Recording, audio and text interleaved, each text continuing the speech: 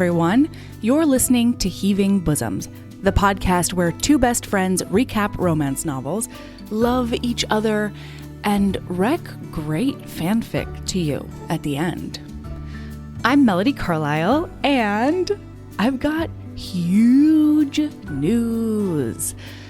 Okay, so since I've been putting together the Kickstarters for Bonkers Romance, I've discovered my love for designing and sourcing bookish merch. So I started a Heaving Bosoms Etsy shop. For the past few months, I've been putting together a St. Vincent Would Always themed care package for everyone at the Self-Care Boner Patreon level and up. Those are actually going to be sent out later this week, but I figured everyone else might want to treat themselves as well. So I've put all the goodies up on Etsy, both as a care package and individually. All patrons get a discount forever, so make sure you check out Patreon today for your discount code. There's a custom scented St. Vincent and Evie Marriage of Convenience candle, a book sleeve that I'm utterly in love with, stickers, an enamel pin, and more is in the works. If you've been hankering for a specific item, please let me know. I love the design and production process, so I'm really excited to make more fun merch available to you. Now, we've got part 2 of my recap of Spoiler Alert by Olivia Dade with Tanya. When we left off, Marcus and April had just done a giant makeout against an old man's fence, and he told them to take it somewhere else. So they're off to her house, and it might be on TM. Enjoy.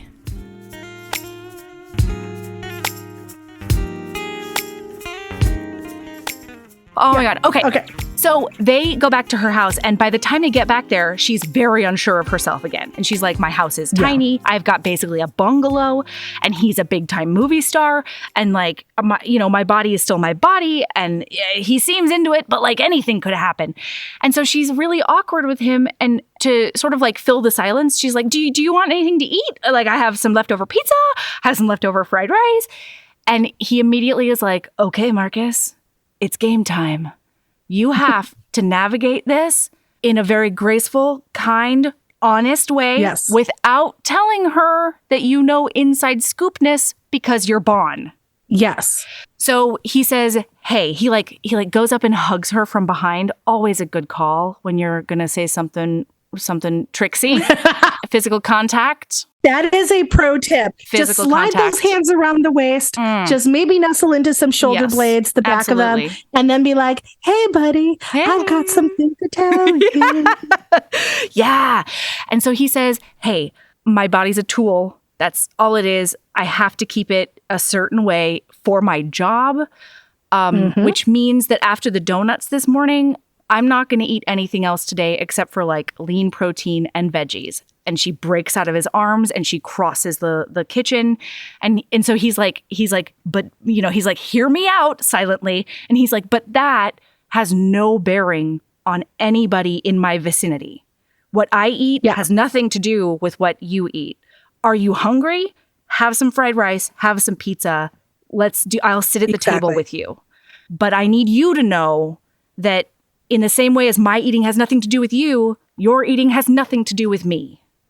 And like, that was so perfect. And so she's looking him up and down, being like, are you sure?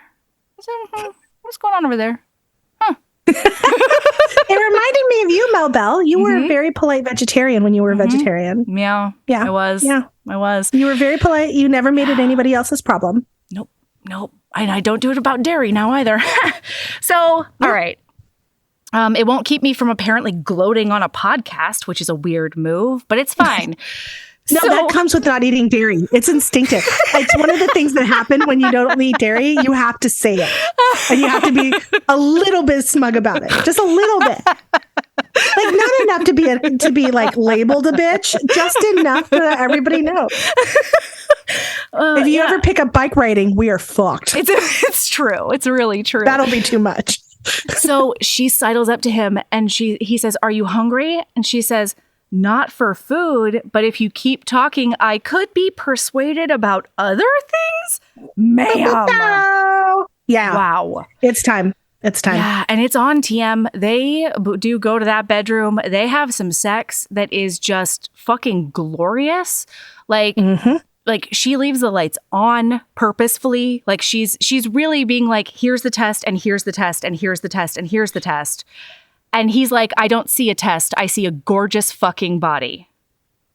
Yeah, and the first time is him just, oops, I just hit my microphone, is just him fingering her in the leggings. Like he's doing the thing. I forgot. I think that inspires a cramp. I think that inspires a hand cramp. But like, oh yeah, on his end, yeah, she's fine. Yeah, because he does the thing where they're like pressed up against each other, and he goes into her leggings, and he goes, and then like two fingers hooked in, thumb on the clit. That's that's an angle that is tough. That's rough. That's hard. Thank goodness he works out. Yeah, it's all this. No, because like the sword fighting does increase the strength in your forearms and wrists. I'm sure he's very dexterous. Absolutely, he's so dexterous and strong. Okay, that is the word. Yes. So he's got good flexibility there. I have the wrists of a person that spends all their time on a phone. Definitely. Mine are weak. Yeah. I have the wrists of a person who tries to do 5 push-ups and the next day can't pick anything up. It's fine. That's fine. Yes. And then he literally says, and this is super dreamy hot, because again, when we talk about, oh, this is like a wish fulfillment self-insert fic, I'm like, sure, whatever. That's not important. No. Again, the unrealistic moments for me that I love are the moments like this, where he realizes maybe I should figure out if she's clitoral or vaginal. Yeah. Or a combination of the both in terms of orgasm. And he says, do you like something inside you when you come? Something to clench around, or is the clit alone better? Everyone, take note. Wow. These are important questions. That is PhD level fuck partner. Okay. That is sex communication at its finest. Oh my God. And she says both. That's what I like. Yeah. And it's great stuff. Holy shit. So then he goes from fingering her into oblivion to going down on her in the bedroom after just nuzzling her entire body. It's so hot and it's so sweet and it's so good. And she goes to like reach down to touch his cock and he bats her away and he's like, I'm sorry, you can't, I have to last for you. Like I have to come inside you. I can't do this. It's so great. Okay. So now basically they're together. There was a moment where she, something about exclusivity. What is it? How do they become exclusive? What prompts that? Okay. So hold on. I'm trying to find it because in between there is his fake Sharknado movie called Shark Foon. Shark Foon is, we can't, I know. Guy, everybody just read the book for the interstitials. A shark eats the president. Okay, so hold on. Oh, okay. So no, the next thing that happens is that she's like, okay, my fic is going to have to be about book version of this character, not TV version. Yes. Because I can't be writing about you fucking even other fictional people. Right. Now that we're dating. And then all of her sphincters clench. And she says, not that we're exclusive or anything. And before she can get the sentence completely out, he says, I want to be exclusive, just to be clear. And she's like, okay, we're exclusive now. And it's so cute and hot and just wonderful. Okay, we got to speed this up. Because he wants to make sure, no, this is your fault. I said, let's do be tight. I know. And then we were not. I have to pick up Xiaomei in a little while, 20 minutes. Okay. So, all right. You know what? Here we go. So he establishes that she wants him, not the character. Yes. I think that's kind of super important. Very important. Right? And she's like, you're a fucking amazing, amazing actor. Yeah. Like the version of Lavinia that I love it was really hard for me from book to film because Lavinia is supposed to be ugly. Yep. Remember, this is based on Brienne of Tarth, right? Yep. The idea that Brienne of Tarth was supposed to be ugly. And you cast this beautiful woman to play her. They did. Yeah. Cast just like they did in Game of Thrones. Even though they kept saying she was ugly, I can't handle that. What the fuck? So, yeah, because she's gorgeous. So, point being that, she really appreciated what was bought to the character the same way that he bought a different thing to Aeneas. So, book Aeneas is different from the portrayal of him.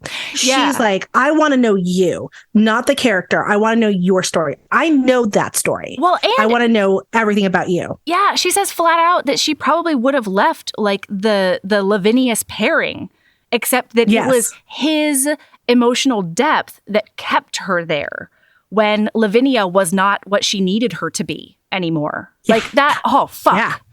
And like, she does that constantly and he cannot handle it. She's like, you're so talented and you're so smart and like, you're so blah, blah, blah. And he's just like, oh, like he can't internalize it yet.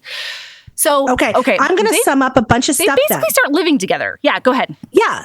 He's always there. Their friend groups are integrating her work friends who are also into cosplay and folk music and all sorts of their shit. Alex is there hanging out, complaining about his handler that he's definitely not already madly in love with. And hates her. Marcus, no, he hates her guts. God. And then Marcus and him are talking about this stuff, but literally, he also hasn't picked a next script to do. That's a big thing. The group chat is still going off because someone's been leaking shit to the press about the final season, which all of them hate, except for the asshole actor. Yep. So all of this is sort of happening at once, and the con is coming up. Your brain is so hot. The con is coming up. Yes. Alex has started writing fanfic just for fucking fun, where Cupid, his character, gets pegged constantly. All the time. I assume book 2 is going to have pegging. I can't wait. I love it. He's now betaing. They're baiting. The guys are baiting for each other with Marcus's new fake name under the fandom, so that he can still beta stuff and post stuff. His fake name is Aeneas Loves Lavinia. I will have you know. That's everyone. Right, because Aeneas dad love Lavinia. Okay, so then her mom calls. That chapter. Keep going. Here we go. Her mom calls. Her mom's like, birthday dinner. And she's like, fuck, I have no reason to say no. So then after this horrifying call with her mom, he is like, what do you need right now? And she walks into her room. She turns on the harshest lighting she possibly can. She strips down to nothing. And she says, I need you to fuck me like you love my body ? Was it something like that? Or was it just like fuck me in the light with the lights on and I want you to look at me the whole time? Can you do that? And he's like, that sounds like a goddamn field trip. I don't know what you're talking about. He's like, spoil me with a trip to Fucktown. Okay. Yeah, I don't know how this is a thing for you. Yeah. And he's like, but after we go to Fucktown, can we go to Make Loveville? Oh my God. And we can keep the lights on for that too. And she's like, God. Oh my God. Perfect boyfriend is perfect. Perfect boyfriend is perfect. So then they go to her parents' house and she's obviously very anxious. And all he knows about her family at this point is that she's estranged from her dad and that her dad's a bit of a dick. And so he's like, you know what I can do? You know what I'm great at? Distraction. So my job today is to keep her dad away from her. And, I can be the well-groomed golden retriever. That's fine. But unfortunately, she wants to have a really important conversation with her mom. And he doesn't know how saccharine sweetly toxic her mom is to her. Mm-hmm. And so she's like, I was envisioning a day where my parents saw a man who was madly in love with me, the fat girl, and I don't need to change because of his external bullshit. That's what they'll understand. And instead, she's like, he's across the room and he's nowhere near me. And he's just talking to my dad. Talking to dad. Dad's a good guy and just hanging out with dad. Yeah. And sharing workout tips and then not freaking out when the dad says the workout tips really loud for no particular reason. Yeah. Can you hear that across the house? Fuck. And it's terrible. So she finally is like, Mom, I need to talk to you. Yeah. Privately. And she just lays it out for her mom. Yes. We find out about this time that the thing was that her mom gained some weight when she got married and the dad freaked out. So the mom lost the weight by hook or by crook, and so has become, this person. And that's sort of, it's all this thing that her mother believes that if she doesn't stay thin, that she will lose her spouse and her partner in her life. So that's where all of this. She's not wrong, everyone. She's not wrong. No, he would absolutely leave her because he's a piece of shit. So she finally is like, listen, I'm not pretending anymore. I'm not going to see him. He's done. He's out of my life. Yep. You can stay in my life, but you can never talk about my body or how I look again. Yes. And when you do, I'm done. I'm shutting it down. I'm walking it away. That is it. You call me, you mention anything about that, I hang up the phone. You have to make the decision to be my mother without doing that. The moment when she said, Mom, you need to make the decision to not hurt me because now you know it hurts me. I was not okay during this scene. No. And it's so rough, but again, it's so kind and it's just matter of fact. She's like, not my body, not my clothes, not my health.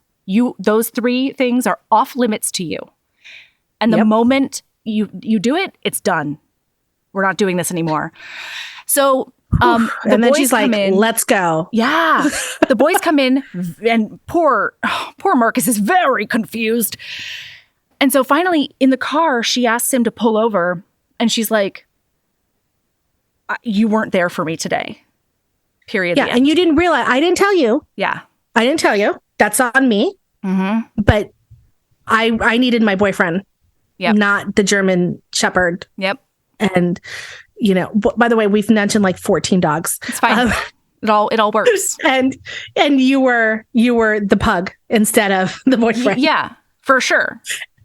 And so he's like, you said, and this is progress for her, y'all. Yes. She didn't go home and like assume the worst for 3 days. Yep. This is her saying, I didn't tell you this. I should have told you this, but this is how it made me feel. And then he gets to be like, I thought I was trying to do you a solid. Yeah. I thought I was being the wall between your toxic dad and you. And and he's like, I saw you with your mom and she was so affectionate. And so I thought she was a safe place. And she is like, she is affectionate. Like that's true, but it's not, it does not manifest in good, healthy ways.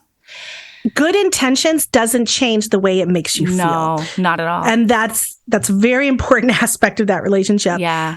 And so he says at some point in this conversation, he says, I didn't realize that was the crux of your estrangement from your father. I knew it was an issue with some of your dates, but not with him. And she's like, and then perfect boyfriend is perfect. But then she's like, wait a second. We haven't talked about this. I purposefully did not talk to you about this. How do you know that? And she's like, Marcus, how did you know that I have been fat shamed in romantic relationships before? Can I? And he is like, So he's pulling out, right? He's pulling out, about to get on the highway. And she asks him, and he stops the car. He had gone to the furthest part of the parking lot. And can I tell you how viscerally I heard the sound my 1992 Geo Metro made when I reversed really quickly somewhere as this scene was happening? Oh my God, this was a sensory memory for me, and it was powerful. As a person who still drives a 1999 Camry Helly, again, the car so old it mourned with us on September 11th. It's true. I feel this. I feel this in my soul. Oh my God. And he finally he says it. He has trapped himself. He doesn't have anywhere to go. And he says, I'm book Aeneas would never. Bum, bum, bum. Fucking chapter end. Fucking chapter end, Olivia Dade. Chapter end. Holy ballsack, dude. Whew. So then we come back in her POV, and it's a breakup time. Oh boy. Yeah. She is pissed. Like, she is enraged. She goes, what the fuck? And he's like, I would have given everything to let you know. And she's like, what are you talking about? You could have told me. Yeah. And she's like, oh, so you've known since our first fucking date. Yeah. And he's like, he says, so he's like, first it was career, but then she's like, but so that means you don't trust me. Still to this day, you don't trust me. And it's been months. And he says, that's absolutely not true. The only thing I trust basically is you. And she's like, then I don't understand. And he says, I didn't trust my ability to make the words that would be able to tell you this information and have you not leave me. I was scared. I'm in love with you, and I thought you would leave me. Yep, that's it. He was just terrified that she would leave. And man, do I feel this. And she does believe him. She does. She does believe him. Like she hears it and she's like, no, that's the truth. Right. Yeah. But it was still this horrible violation because the person online that she thought was her friend hurt her so badly by like cutting her off. Like it was her best friend and he just cut her off. And you did that because you were scared. Right. So you did this horrible thing to me because you were scared. And yeah, you hurt me, you lied to me, and you violated my privacy because of your fear. Yep. And she's like, I can't earlier forgive in the you. Earlier in the book, listener, Olivia Dade has had this hero look her dead in the fucking face and say, I'm not an Aeneas-like hero. Like he basically says, I'm not as brave as Aeneas. And she's like, of course that's okay. You're human. You're not a demigod. I get it. But now, not okay. He needed to be brave in that moment. Not okay. Yikes. So they break up hard. He goes back moping. And she is already obligated to like moderate a panel at the con. Yes, they're supposed to debut their relationship. It's a gimmick where she has been asked to moderate a conversation with the woman who plays Lavinia, because it's this thing where, the cosplay one who became famous and started dating someone in the show is going to do. I mean, it's totally something they would do. This is classic, right? It's amazing. This is classic con stuff. Yeah. So, but she has to do that. She's in the cosplay contest because that was a big thing for her, was creating this costume that she's been working on. And he's obviously going to be there for his job. And now it's a whole thing because they've broken up. So now it's really sad.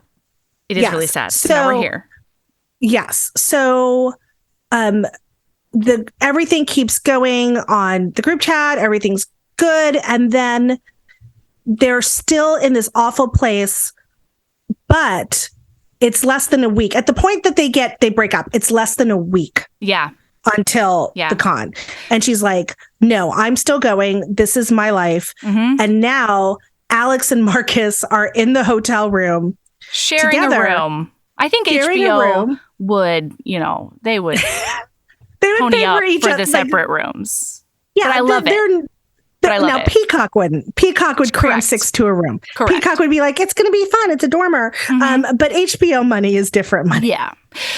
So, so Alex gets this fucking fucked up email from the showrunners that CC's his like handler, who he's been spending a ton of time with, has been complaining about the whole time. But the showrunner says incredibly awful things because a fan insulted the way she looked. And he clapped back at the fan, being like, you don't get to talk to her like that. I don't care who you are. I don't care who she is. Like, that's not okay. And she tried to be like, no, it's fine. I get this all the time. And then the showrunner sends him an email that's like, inappropriate behavior with fans. You can never do mean things to a fan no matter what. And then he's like, yeah, and also tell Lauren to like put a bag over it or something because, God, she's creating so much conflict with her ugliness. Yeah, stop letting her face get you into trouble.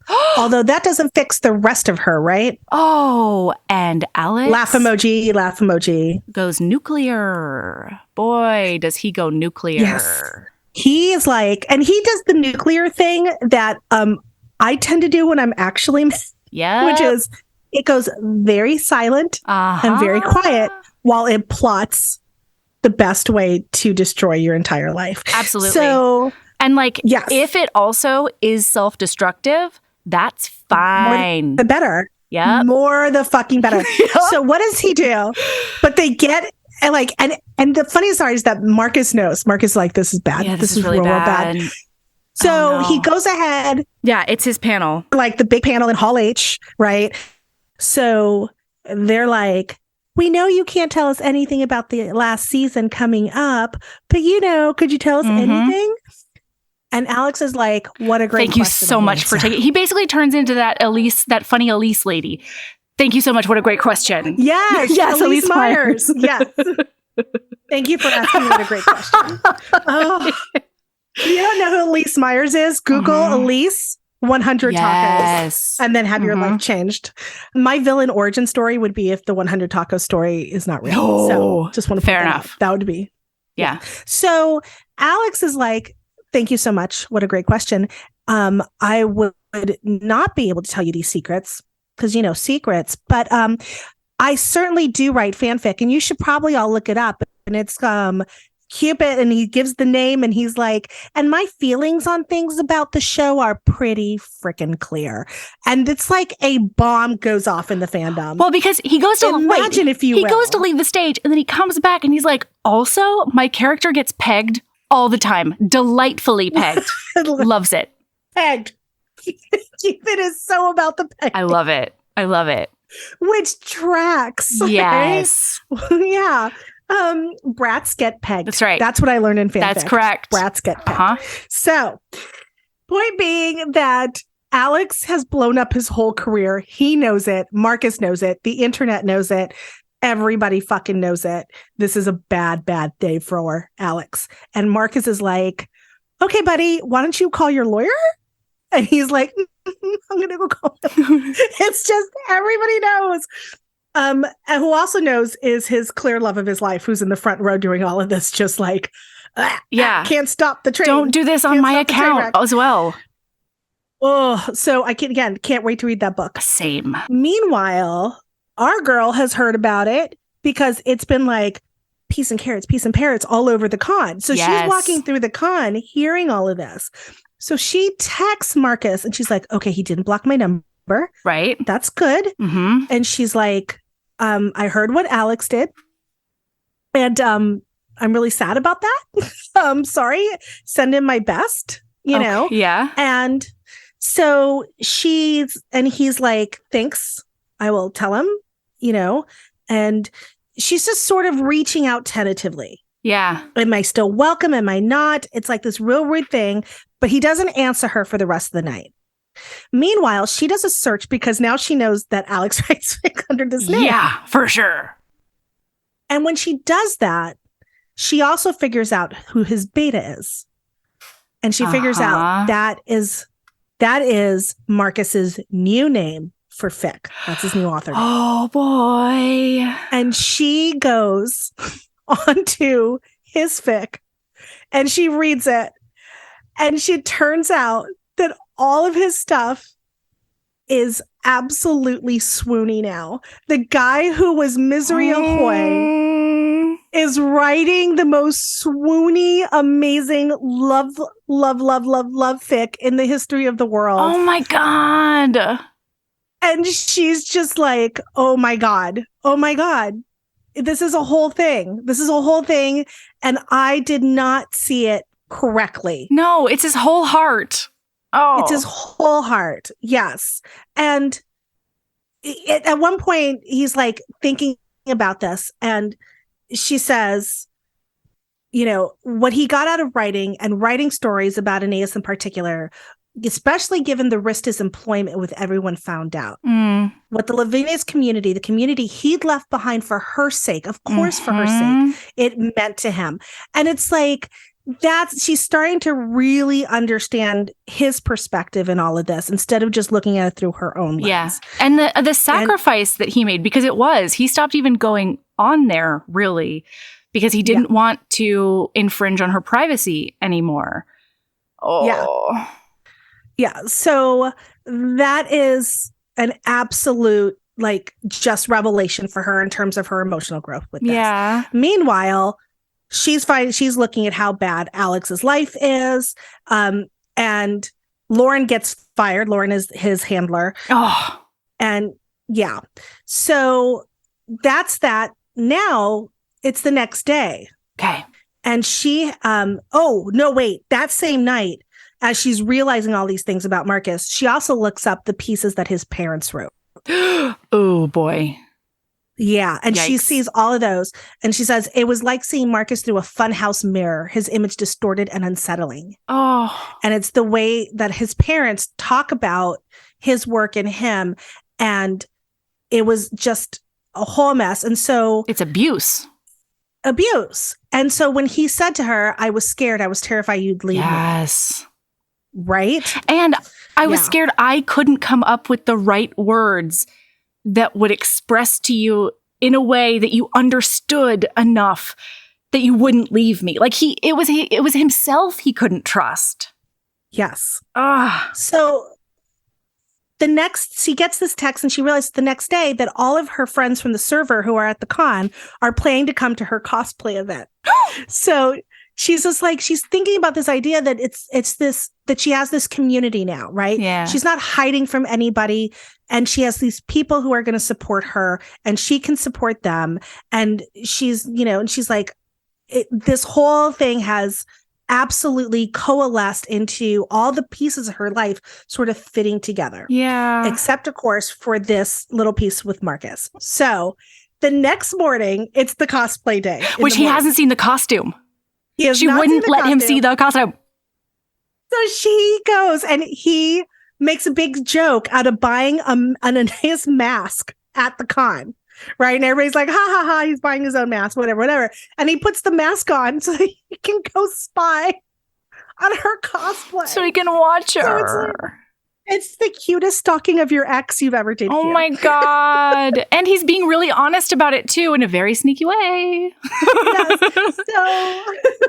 So he goes to this, and her outfit is like originally like Lavinia's, right? But when it's her turn to show off her outfit, he's like, oh no, it's really nice, but it's sort of the same. Yeah. It's a more polished version of the same costume she posted that started this whole thing. Yes. But then she does this sort of turn and starts, unhooking. It's like a reveal on RuPaul. Yes. Like a double dress. And it is an Aeneas costume underneath, because she has merged the two characters and they are one character in the way that she's designed the outfit. Oh, and it's so amazing. Oh my God. And it's so lovely. And he's watching this. And this is all from his POV. Oh my God. Despite the vulnerabilities he now only understood, she was revealing herself to the world and daring it to judge her body, her passion, her accomplishments, her life.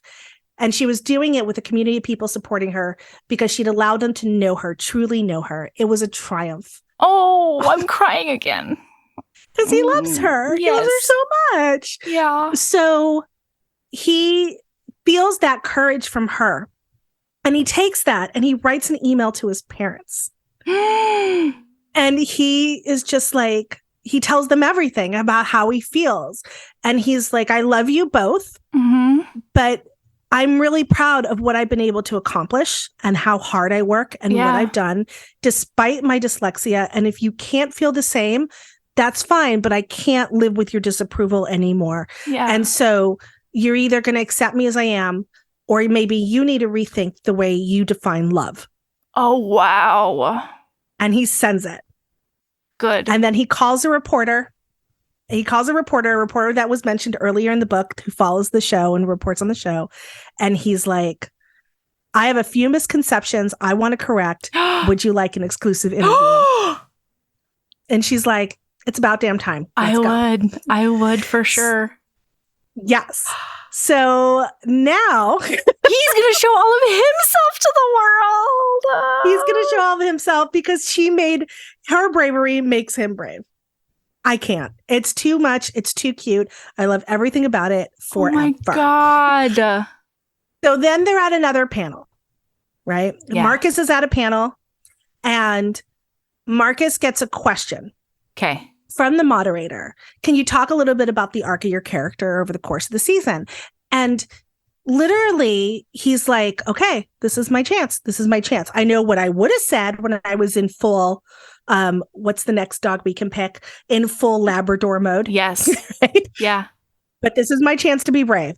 And he gives the most thoughtful, considered, processy answer about the way this character has evolved and what it means and how this last question is going to go. And he's like, I can't tell you how that'll play out over the final season, obviously, but that's how I feel. And literally the moderator's like, thank you. Yeah. Like, are you a pod person? Like, it's so confused. So the moderator's confused, the audience, everybody's just like, oh, fuck just happened. And so literally the next question is also for him. Okay. The next question from the audience. And it's a woman. Okay. It's a young woman. And she says, my boyfriend and I have an ongoing argument. And the guy is there. Okay. The boyfriend's there. And he's convinced that you only dated that fan as a publicity thing. And I think it was real. Who's right? Oh my God. And the moderator is like, that's a personal question. That's not about the show, blah, blah, blah. And Marcus is like, no. I got this. I have to make a public declaration real quick. Everybody sit down. Everybody sit down. Here we go. Public declaration time. She's fucking awesome. I was really lucky to have dated her. I want her all the time forever. If she wants to be on every red carpet in the world with me, I would do it.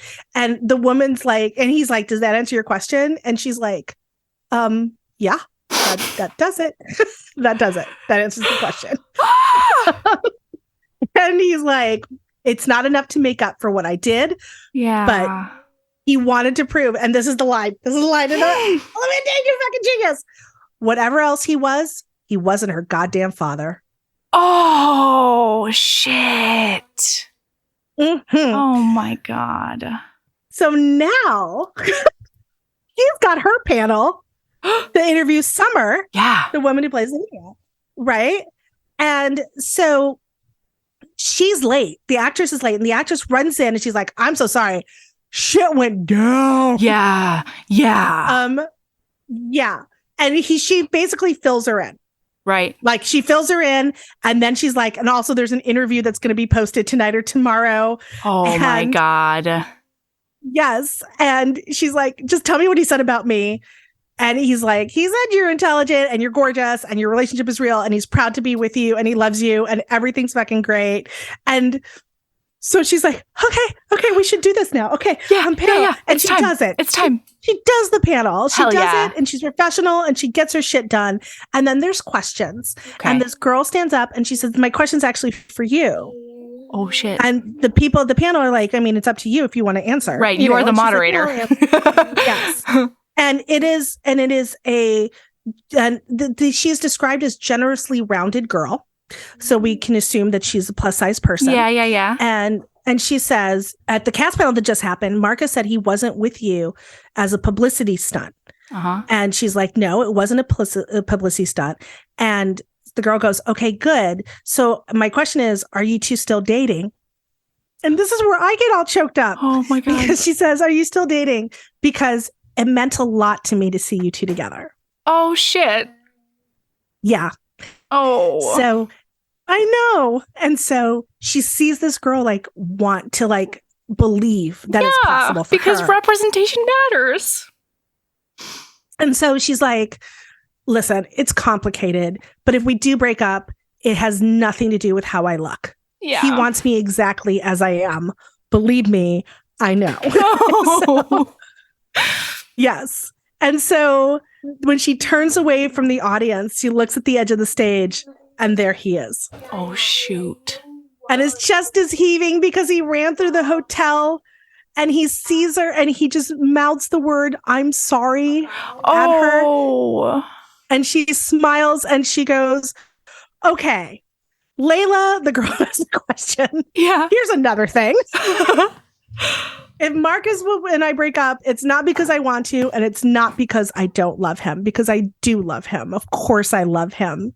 He's talented and he's smart and he's curious and he's all these things that nobody ever gets to see on screen. Oh, shit. And he's not perfect and I'm not perfect, but he's a man and he's a good man and he deserves all the love he can handle. Oh my God. I know. And then it keeps going because then he grabs the mic and is like, there's more. Do you mind? And the other moderator is like, no, it's okay. It's fine. It's fine. We're all here. Keep going. Edge of our seats. He's just He's just thinking of the clicks. Right? Oh, this is going to make so many clickies. So he's like, Layla. I love that they keep addressing poor Layla. Yeah. Layla, I just want to add a little something to that answer. We're not breaking up. Not if I have anything to say about it. And then he's like, do I have anything to say about it? Oh. And he's like, you do. Yeah, you do. We are still dating. And then there's kissing. Yes. The kiss was long. It was loving. It was fervent. It involved more tongue than was appropriate for an event advertised as family friendly. And for Gods of the Gates fans, it was the kiss that launched 1,000 new fics. Oh, shit. Yeah. And that's the end. And then there's an epilogue. Oh my God. What happens in the epilogue? Are their parents still trash? Does it have to do anything with their parents or no? Listen, yeah. I thought so. Their parents are still trash, but sometimes their parents are trying a little better. So they visit his mom and dad every few months. Okay. They do a lunch, and he says it's awkward, but not as painful.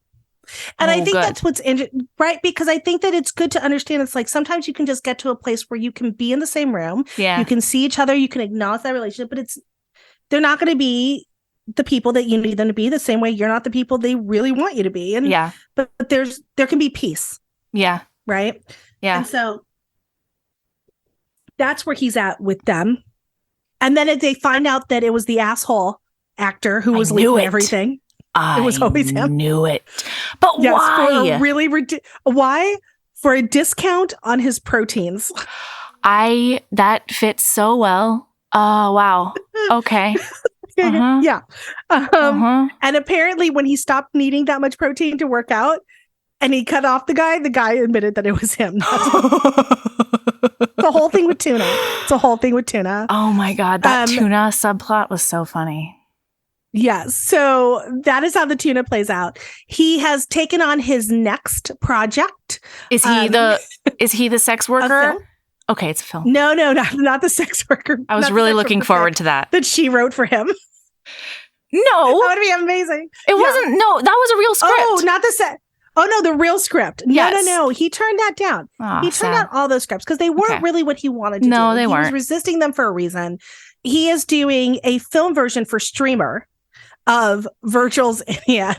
So it's the real one. Oh, shit. And so him and some of the co-stars are doing it together. The real thing. And he is producing it. He's producing it and he's in it. And it's the absolute real thing. And his fans. Oh, that was parasocial. His fans, Tanya. See? Listen, what's the difference anymore? TV are real. Okay. I am normal. They get stuck with him. So he did have his pick of quality roles, but he wanted to be like, I want to have more control behind the camera. I want to pick my projects, and he gets to film it in San Francisco. So yes. And she started laughing. The moment he told her, this is what I want to do, she started laughing so hard she was crying. And she's like, this is basically like a fix-it arc. Yeah. For God the Gods. That's what you're doing. And he's like, that is what I'm doing, I guess.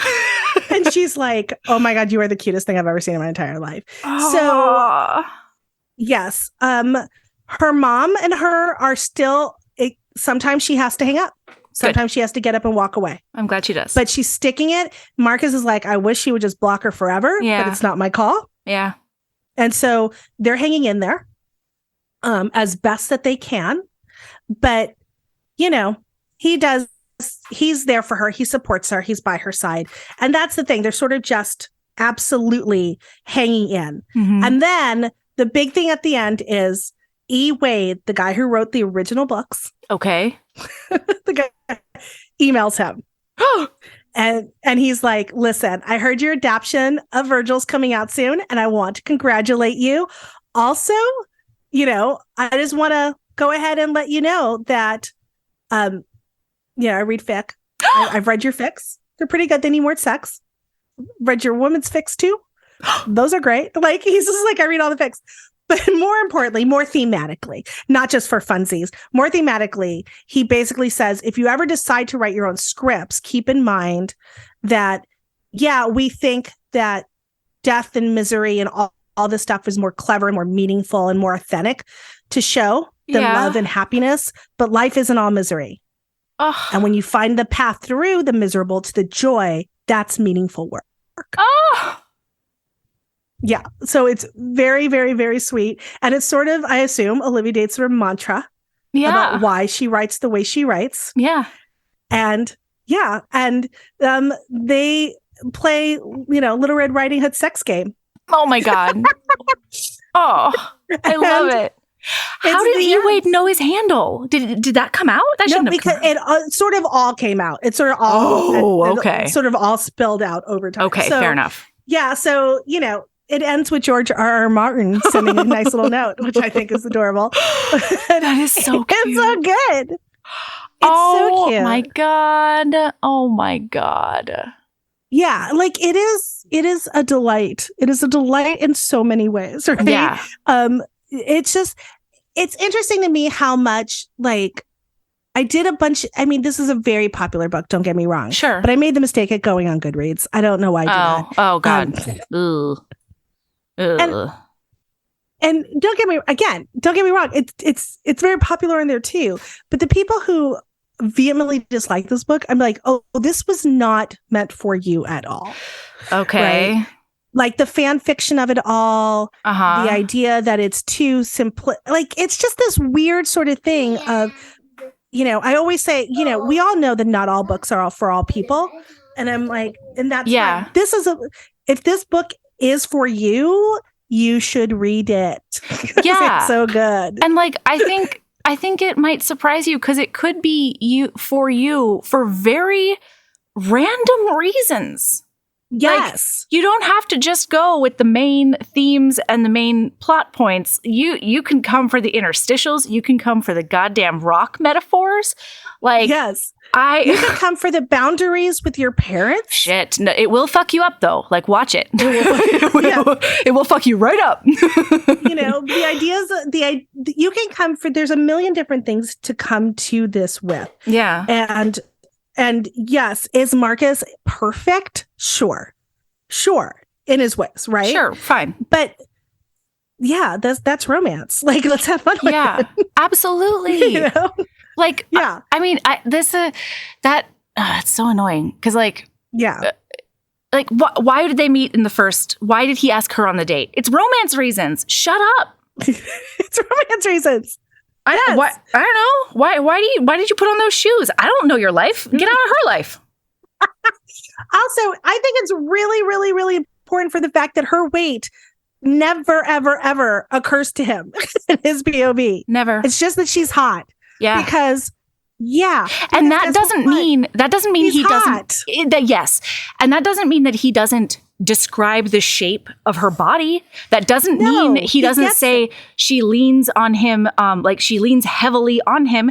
He says all of those things because he's describing the person he loves in the physical world.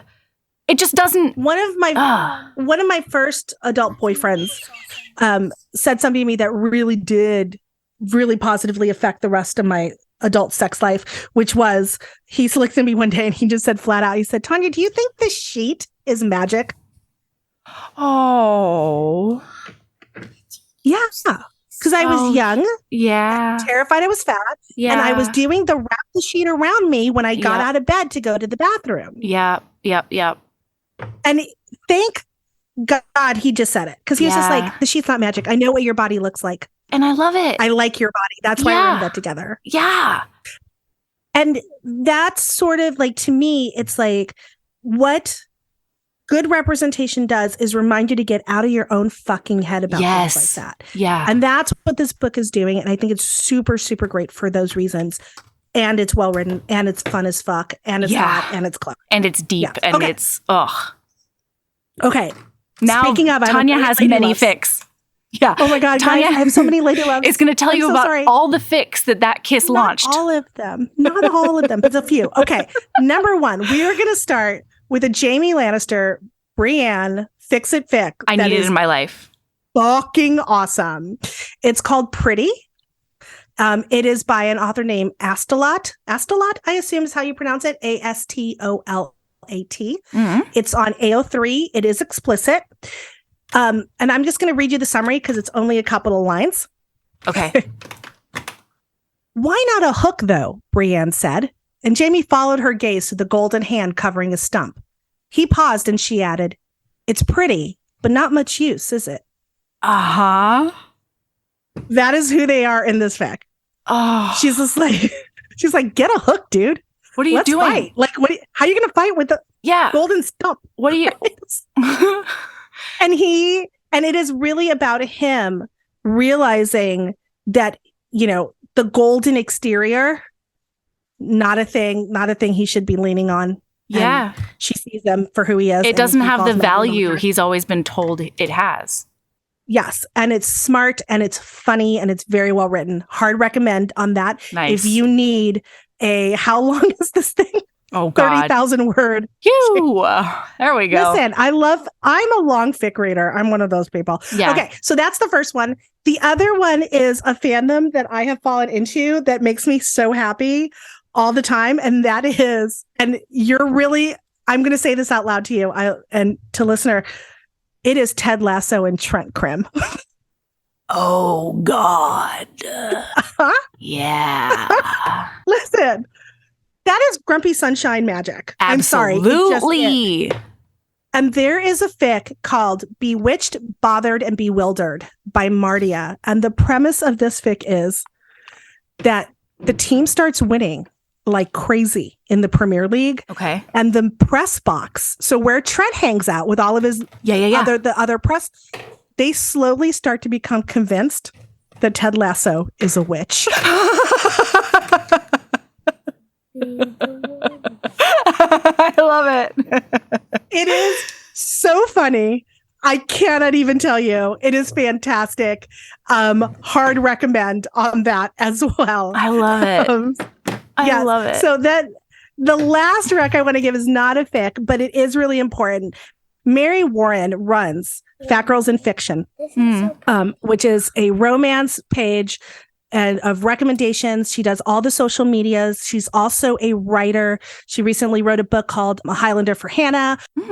So you can, and oh my God, it's so cute. And she reviews books. She talks about representation and she talks about the fact that like her big thing is fat girls belong in all tropes. Yes. Right? And she's fantastic. So please find her, Fat Girls in Fiction, on Insta, on TikTok, on all the things. I love it. I met her at Writers on the River last year, and she's just super impressive. And the work she's doing in the community is also super impressive. Nice. So hard recommend for Mary Warren. I love it. Yeah.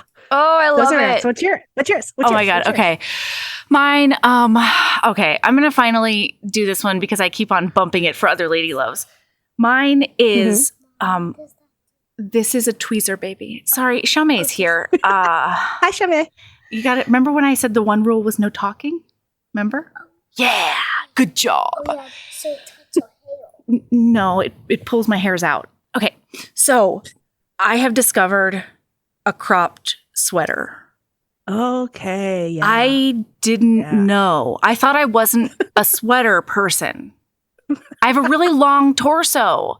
And it's got really wide hips, it's all the things that I just thought like it just was awkward, And Michael got me a goddamn cropped sweater for Christmas. And it's like, Where I thought does it crop to? like the navel. Nice. Yeah. But that would look so cute on you. And then your legs look a mile long. Well, yeah. And I always wear like super high up to my boobs pants anyway. Like that's just how it goes over here. That's what I find comfy. And so I didn't know.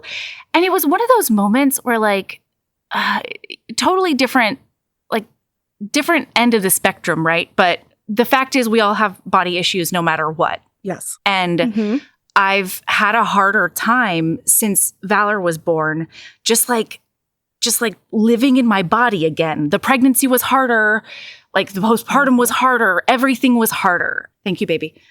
She is more difficult as a child as well. That's how nature gets you. It's true. The first one's easy. It's true. God damn, I love her so much. But I don't know. It was one of those moments where like it was this revelatory thing, and it was Michael's suggestion for his mom that she get me this particular sweater. And so she got it for me, and she was worried because she's a very thin person and she's very sweet and she's wonderful. But she was like, I don't know about Melody's body in that short of a shirt. What's going to happen there? You know? And I put it on and I felt like $1 million. Oh, good. Yeah. And he was so sweet because he was just like, yeah, I knew you would rock that. That's really great. And he's got such a good eye. I don't know. Michael has a very good sartorial eye. He does. Yeah. Anyway, so a cropped sweater. If you think you're not a sweater person, think about a cropped one. Maybe cut the bottom off is all I'm saying. I mean, take an old sweater, see what happens, right? Absolutely. Like take a sweater that's long that you're ready to throw away. Yeah. That, has a massive hole in it from that time. Yeah. And, crop it and then see how you like it. Absolutely. That's the way to test some stuff out. And like, it doesn't matter if your body looks the same as it did when you were however old, like in the days of yore, no matter what age you are. It don't. It doesn't. Live in like it doesn't. I'm finally figuring out how to live in the body that I'm in again. And it's wonderful. I mean, and aging and change and, in your case, childbirth, all these things, right? Yeah. They all affect us, and we have to I think we have to get our thinking ahead of our aging process. Yes. Yeah. A little bit more, just as much as we can. Right? Absolutely. Absolutely. Yeah. Because there's nothing to mourn. You're beautiful as you are right now. Right now. Yeah. Yeah. Let's be hot. Yeah, let's be hot. Let's just be hot people. We are fucking hot people. Oh my God. We have been hot people together before. We will be hot people together again. Honestly. That's what we do. Honestly, if you've never seen Tanya and I drunkenly walk through New York being fucking hot people, I'm sorry for you. Truly. It is a strut of its own making. Oh my God. I should post the picture of that one. I should post some pictures from that one trip where we were singing on the subway. Hammertown. Yeah. That's so fun. Yeah. That was pre-kids. It was pre-kids, for sure. Valor Chen, please put that down. We will plan another day like that. Yes, please. Yeah. Yes. Thank you so much. I love you so much. I love you so much. I'm so happy. I needed this. Thank you again for picking this book for me. This is the best thing you could have done. Oh my God. It was so fun. Okay. Yes. Yay. I'm off to read the other one. Same. I mean, first I have to finish this one because listener, Tanya saved my ass today, but I cannot wait to actually read it with my eyeballs. Okay. Keeping a badass.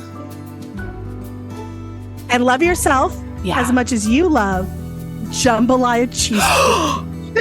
Oh my God. A shark coming out of the window and just chomping that president in half. A unicycle. You know what? Your character growth can just be 2 wheels if you want it to be. 2 wheels. That's right. 2 wheels. Vampire Cleopatra. Fuck. All right. I love you. Bye.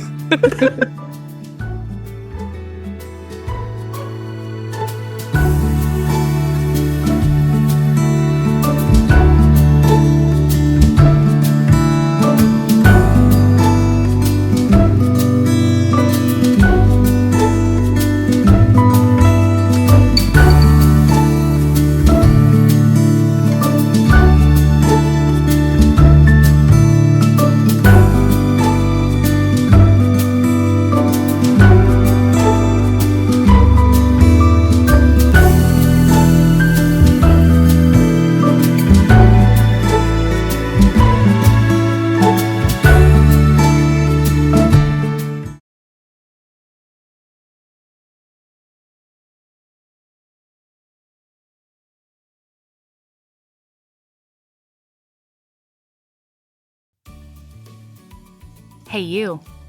Yes, listener, you. Are you loving the show? If so, please leave a rating and review in your podcast app. The 90 seconds you take to say something nice not only helps new people find the show, but it makes me super smile over at HBHQ. Also, I've had a few people ask, and the answer is yes. We are still doing the 5-star bribe. If you leave us a review with 5 stars, then we'll do whatever book you want. We're real deep into the list, though, so it might be a while. Lilas! Okay, back to the show.